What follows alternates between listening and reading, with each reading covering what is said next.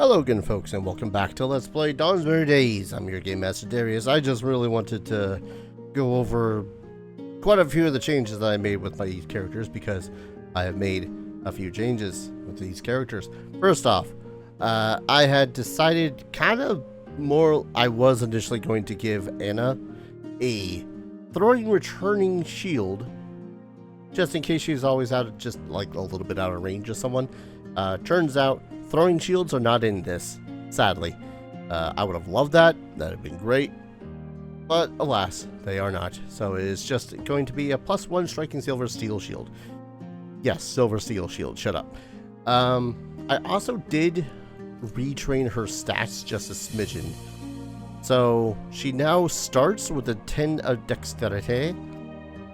So when she leveled up here, I gave her 1 dexterity so that she is going to more or less optimize how much is actually going into her armor, because +1 max dex bonus, +1, it's going to be 25 by the way. I also sold a lot of stuff that I know I just was not going to freaking use. Between weak leveled scrolls and spells I just could not cast, even relatively reliably, when sold those.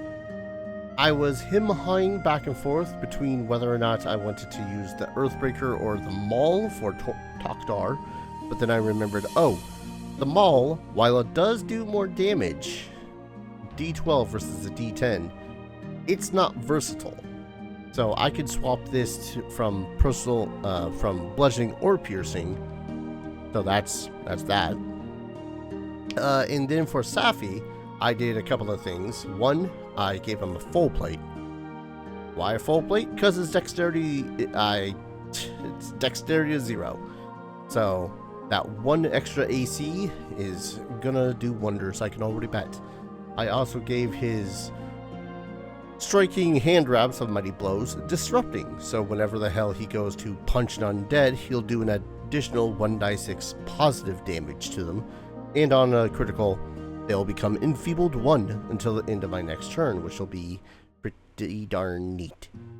I want to say I did a little bit of retraining for most everyone else otherwise. I did, as I said, her dexterity was changed. I'm still on the fence about swapping out from travel to something else, but I'm deciding to keep the travel domain. If only because these other domains are kind of whatever. She doesn't really get healing necessary. Well, she now gets healing. That is worth a damn. And I don't trust myself to remember to use luck or sun. Yeah, I think that was pretty much it with her. I just swapped out her 2 base things. For her, I was considering getting rid of Tumble Through. I did not.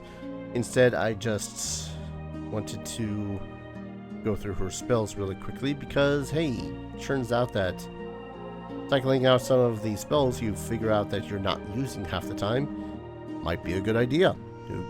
Go figure. I might give her Fleet Step.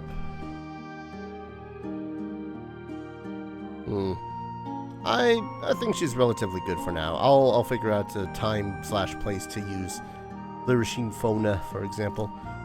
Tok'tar, I was considering moving Barbarian Resiliency to one of his other things, but again, just gotta remember how/when to do those. Oh no, the big thing I was considering for Tok'tar was removing Fleet for Toughness, because having more HP would be disgusting, but I decided against it because his speed is only 30 feet with Fleet. So moving 6 versus 5 spaces is pretty darn good. For Safi, besides the equipment change and whatnot, I was looking at possibly turning him into a monk instead. But the thing is that a lot of the monk dedication stuff required him not to be able to wield armor, like, at all. It would increase his damage, Like, he would enter a stance and suddenly, bam, he does D8s or D10s, depending on the stance. Decided against that overall. And I want to say I was going to give him one of the devotion stuffs, but I've kind of wibbly-wobblied. Yeah, I think I was going to give him either Divine Grace or Resilient Mind. Anyways, I kind of wibble-wobbled my way back to doing Champion's Reaction, which actually does give him the thing that champions are well known for, which is their stuff that's based off of their alignment. In the case of the Chaotic Good champion, you get Liberating Step, which allows you to spend a reaction to reduce damage done to a character that is getting grappled, or reduce damage being done to a character, possibly prevent them from being grappled, and allowing them to move away from the enemy. Pretty much it. The only other thing I think I did, yeah, I removed whatever spell was here. This was Magic Weapon. Now, the reason I removed Magic Weapon is because I didn't look at the heightened stuff. Choose a weapon you or an adjacent ally is wielding. For the rest of the encounter, the weapon becomes a +1 striking weapon, but we're now 6th level, which means that it now becomes a +2 greater striking weapon. I replaced it with Fleet Step because Safi being able to move fast would be really nice, especially now that he's wielding full plate armor, which does reduce his speed. But I think I am...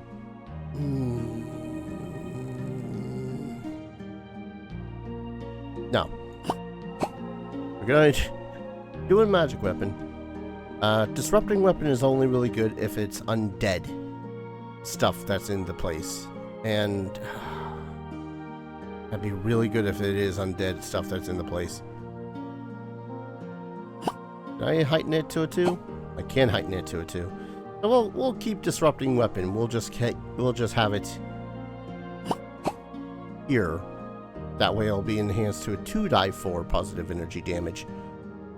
And then we'll get back Sound Burst. Where's Sound Burst go? Sound Burst. Second weapon becomes a choice of cold iron or silver. Okay, so I figured out what was the problem also when it comes to my having decided, oh, I'm going to try to cast the which one was it? Needle Darts. So the problem with Needle Darts is that you have to be wielding or carrying a silver, a cold iron weapon or chunk of weapons grade cold iron. Then Needle Darts damage counts as cold iron. Same thing if it's adamantine or silver. Safi is not wielding any weapons. The thing he has is a sturdy shield, which, don't get me wrong, is a pretty cool shield, but it is not made of silver yet. So we're going up against a bunch of devils. So at the least 2, this would make it so as he is going to be able to use silver darts against devils. And I'm probably, I'm going to do the same thing with her weapon. Same thing with his weapon. No, I'm not apparently, because every single time that we, oh no, 15. Okay, it is half. Damn. I could have sworn that there was a thing where it was not half. So I just removed his thing for kind of no reason. That's a little bit butts. Yeah, it is kind of the one gripe I did. Well, I say one gripe. There's several gripes small gripes I have with this game. But with everything being a very limited resource, I do really wish that when buying and selling from the market, that we would have a greater return.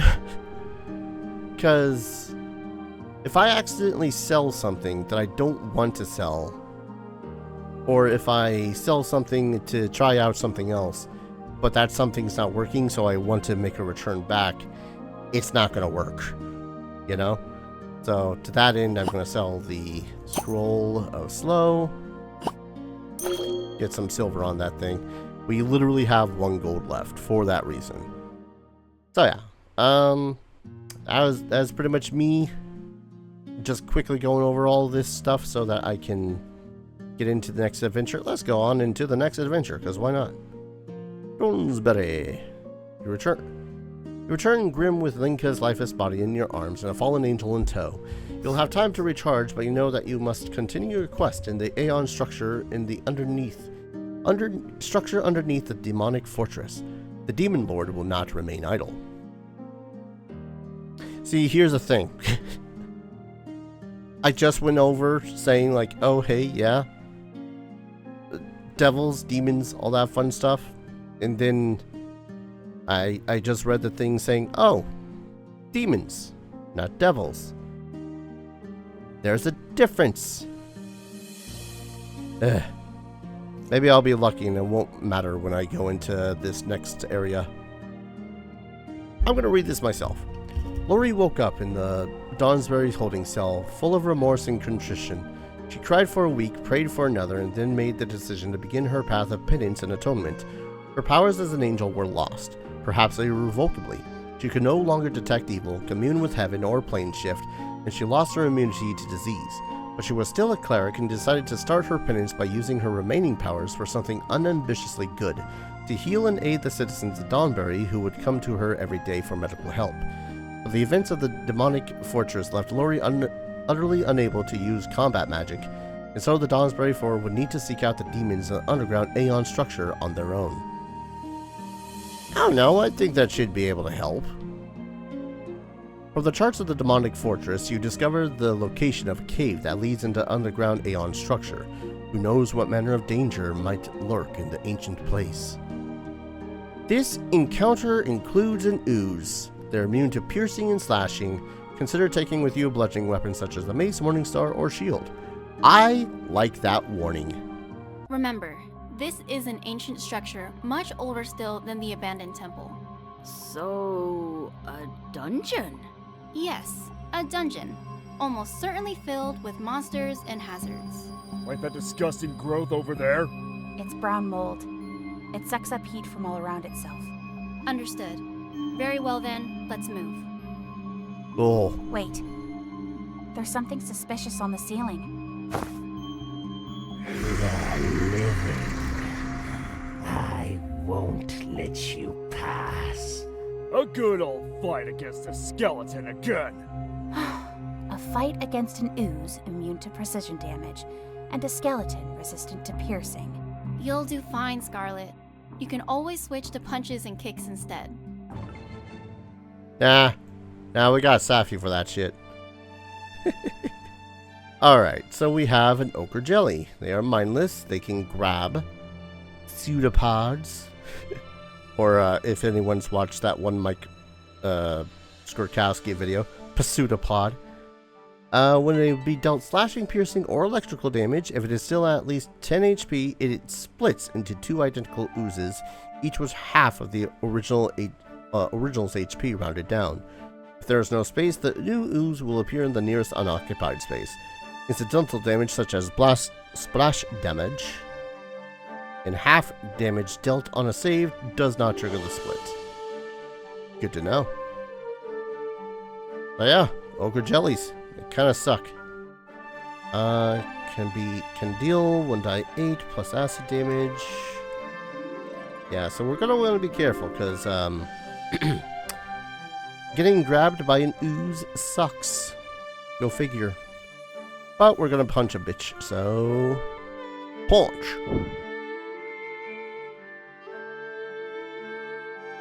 I love when things are 95% chance and I just go a full XCOM. Oh yeah, these things also have 150 health. Alright, so this bastard down here. Undead Champion. Striking Composite Longbow. Claw. Summon 8 spells to animate dead. That's a problem. He shoots in blindingly fast succession, so he shoots twice. Summon spells cost 1 less action to cast. Ah, okay. So he's going to be able to animate dead and summon a bunch of undead. Go figure.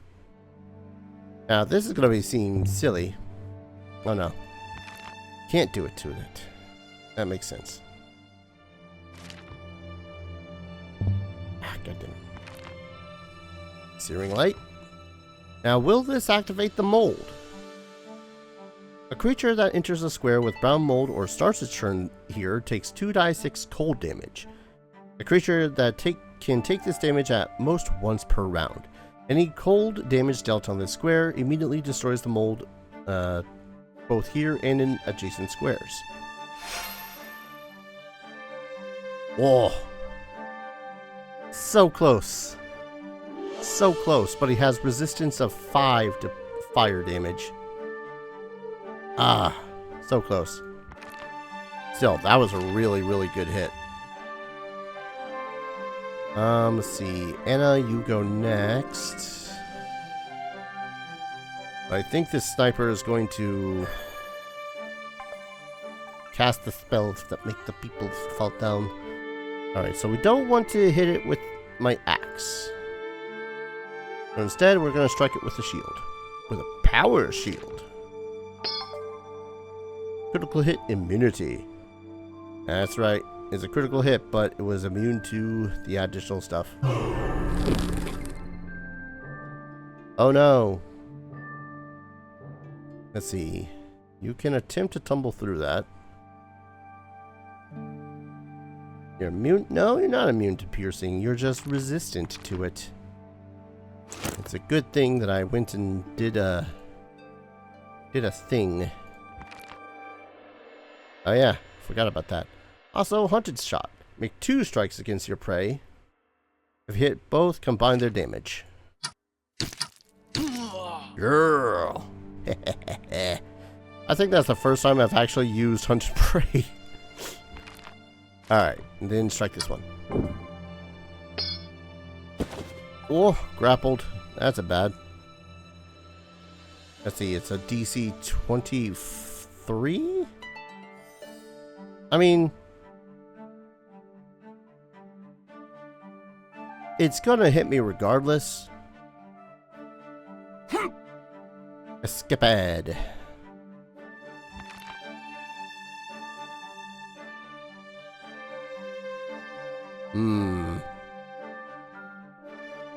Oh, that's a range of touch. Yeah, why not? So now his weapons will do some ungodly amount of damage. Alright, and then we'll cast guidance on you. Slip behind. Actually, no. I'd really like an undo function in this. We'll hit immunity again. Because I want him to draw his Earthbreaker. Move behind. And then strike. All casual like. Man. Getting all the critical hits, but again, it is a creature that is immune to some of the additional effects of the critical hits. Take reaction. Yeah. I got a achievement. Champion. Take a champion's reaction. Wait, what? Oh. Right. No additional step. There we go. Now, unfortunately, this thing is not undead. So, I punch. I guess, yes. Immune. I am doing striking that beautiful damage, right? 2 dice.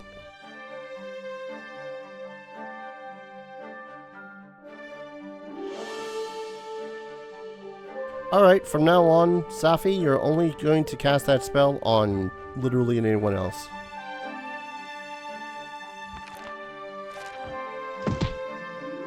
And one more time.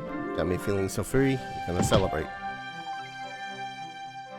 Alright, you are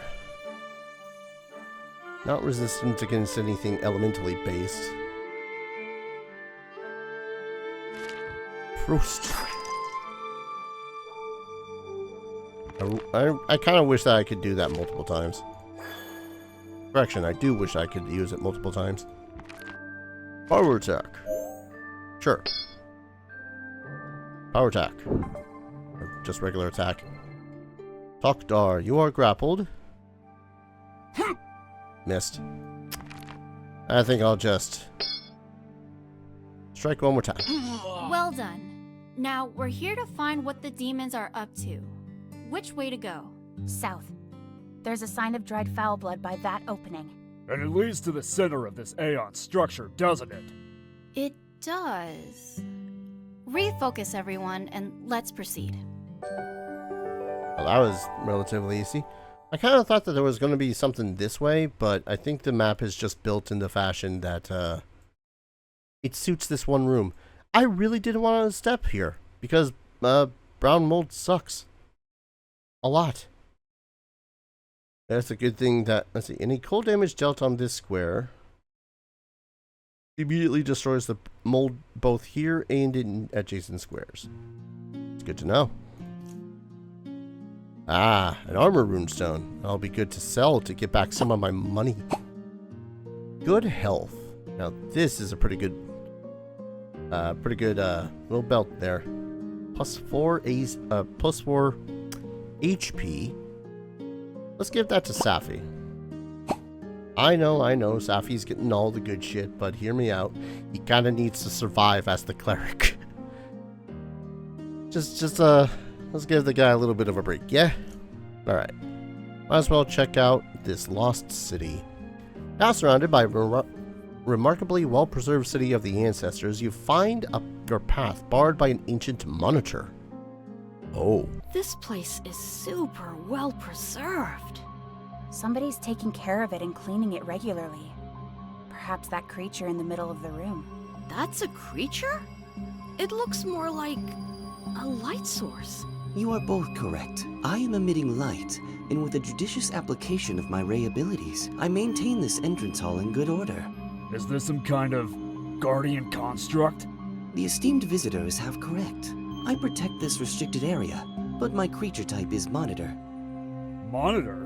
Monitor is the name given to neutral outsiders. Much like angels are celestials and demons are fiends. We're looking for demons, Monitor. We think they came through here. I can assure you they did not. I would not have allowed fiends to pass through. But we are approaching the center of the complex, Anna. The demons will be there. Demons can teleport, right? That would be a way past the Guardian. Maybe. Monitor, we are not fiends ourselves. Would you let us through? With deepest apologies, but I must say no. Only Aeons, prismatic polyhedra, and undead may pass through to the protected area of the Great Axiomatic Barrier. Great Axiomatic Barrier. Undead? Why would you let undead through, Monitor? I agree. It's a puzzling exception, but those are the rules set up by the overseer of this city. Then, can you at least tell us about this barrier? No, as that information is to be kept from the sheltered peoples. Instead, I will need to ask you to leave this protected area. Well, we can't do that. We're here on a mission. Then I'm afraid I must force you to leave. Oh boy. Prismatic hexahedron. Lawful Monitor. That's a lot of HP. Resistance is physical 3 except adamantine. We've not found any adamantine, by the way. Let's pop you out here and see what else you do. Prismatic Ray. Greater Agile. Oh no. As an action, the polyhedron can fire a ray chosen at random from the following colors. It is a plus 15 attack against saving throw DC. Shit. Red, Fire damage. Yellow, splash damage. Green, 3 poison, and rainbow poison. That sounds bad. Indigo, negative damage and sickened 1 or sickened 2 and slowed 1 for as long as the target sickened on a critical success. Violet, 3 mental damage and slowed. Potent beam, roll twice, avoiding duplicates or rolls a 6. Your map increases only once. So, keep in mind, our highest ACs are 25s for Anna and Safi. So this guy hits on a 10. Crits on a... Wow, completely derping. Crits on a... No. Crits on a 20? Yeah, this is one of the reasons why we try to keep the high-ass AC. Each time the high polyhedron... just say polyhedron, is dealt non-physical damage, it gains resistance 6 to that damage type until it's dealt by another type. Interesting. Doesn't provoke attacks of opportunities when it uses its rays. Yeah. Greater agile. Only -2 instead of -5 on multiple attacks per round. Now the statue of healing kind of worries me. Yep. That's what I thought. Hardness 12, AC 22, immune to, yes. Statue healing on its turn, the statue casts a 2nd level heal at the nearest monitor within 45 feet, healing it to die 8 plus 16. So we got to destroy these. What's this? Oh, 3rd level harm.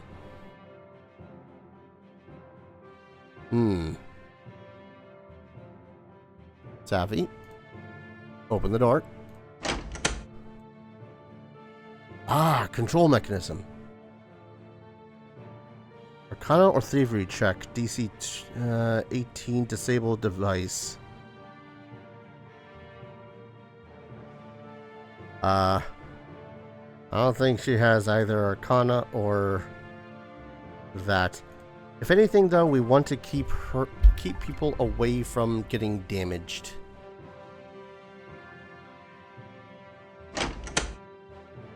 Yeah. Yeah, this is a good... Well, it's a better idea. Safi, you go with her. Then you will guidance... No, you won't. How much damage did you take? 13? Lay on hands. Heck it. You go with her. Aha! Oh. I was about to say, haha, you did nothing. Yeah, you did. Alright. No traps that we seek in there. Fly away. Alright. Okay, you do have thievery, so...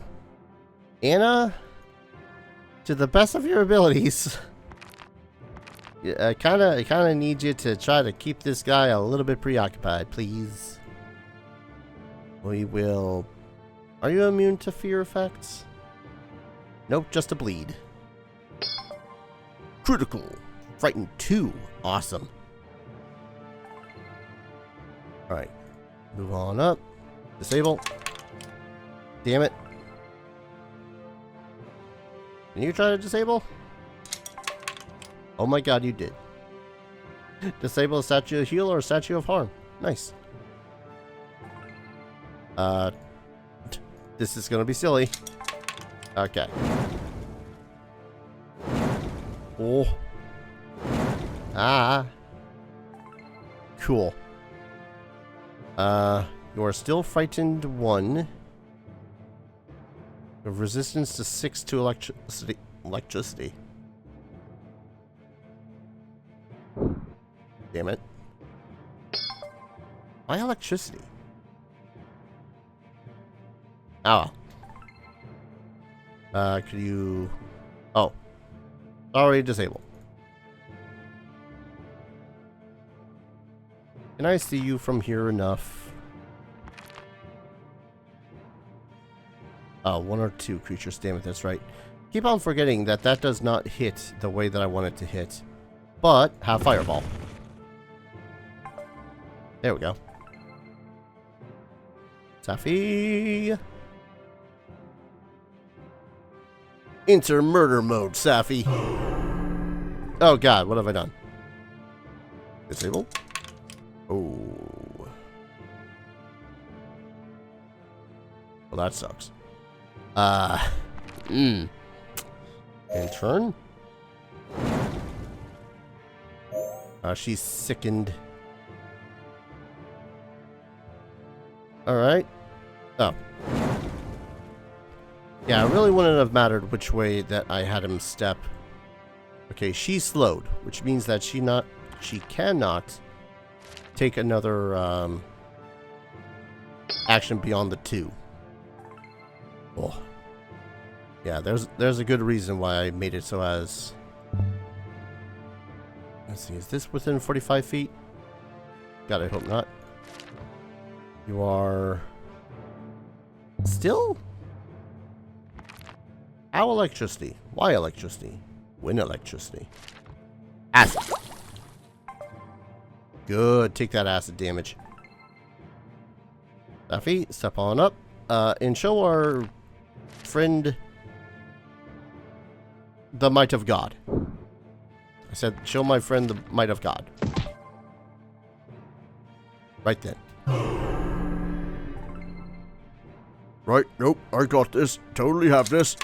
Son of a bitch. What's going on over there, Doctor? Nothing, nothing. Everything's fine. I could only move him. I can't do much anything else. She is... I mean, she's doing relatively fine. She is tanking like a boss. Let's be honest here. Intimidating strike. Critical hit. Goddamn. I am going to end this thing through critical hits that do only like 12 damage apiece. And I'm going to cackle at that. Yeah, no. My statement still stands. Punch it. Punch it again. One more time. Okay, for the love of God, dude. The fact that it takes 2 actions is the real nut twister here.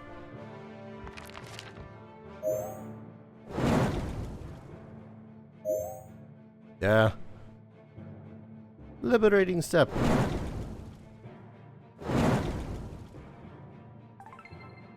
Yeah, sicken 2, rainbow damage, which is random energy damage each turn. And slowed like 3 times, but slow doesn't stack unless it's a little weird. Damn it.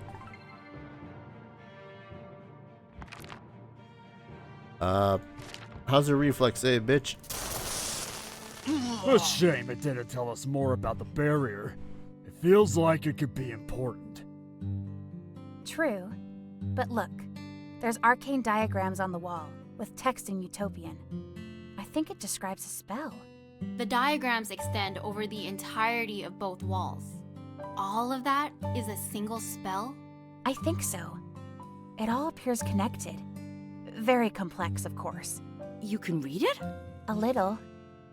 I can read Utopian, but the spell description is rather technical. It's a 10th level ritual. Insanely complex.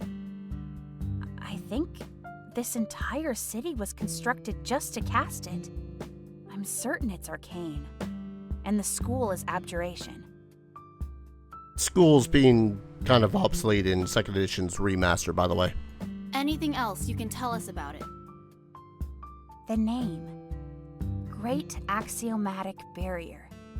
It's right at the top and is repeated many times across the text. The area of effect. It's massive. Perhaps hundreds of miles across. Anything about the actual effect? That part is extremely technical. Sorry. I can see it forces a DC 43 Fortitude saving throw, however. Whew, that's a save or die for sure. Even for me. Alright, thank you. An area protection spell then. One that could cover cities. Or even greater areas. Understood. For now, let's proceed to the city center and find the demons first. Yay! We lived! But for how long? Oh shit! Aeon Resonator of Bless. You can slot a thing, have its normal effect, and also use its resonance power once per day. In addition, you can also cast Bless once per day. Yeah, there we go. So, now not only can we, in a very silly fashion, cast Bless one more time with Safi without a spell slot, mind you, but we can also cast Fleet Step once per day as a resonant power, which I believe we might save for this next upcoming, which we might save for this next upcoming thing here, because that sounds like it's going to hurt. But I'm going to go ahead and call an episode here, where we return Profane Barrier, whatever that is going to entitle. Thank you everyone so very much for watching. I hope you're all enjoying this series as much as I'm loving playing it, and as always, I hope to see you all in the next video. Take care. Cheers.